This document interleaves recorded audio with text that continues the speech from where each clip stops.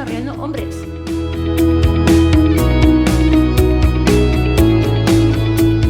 Barcelona s'ha convertit en un hub tecnològic, en un hub d'atracció de talent internacional, però tot i així hi ha una mancança greu. Certs perfils que són molt necessaris a les companyies, però són molt difícils de trobar amb les universitats estàndards. S'ha parlat de talent, s'ha parlat de creixement, s'ha parlat de formació, s'ha parlat de dones. Jo crec que en lloc de dir anem malament, hem de ser optimistes, de que Europa té una oportunitat de fer de la diversitat i al mateix temps de la pluralitat la seva força.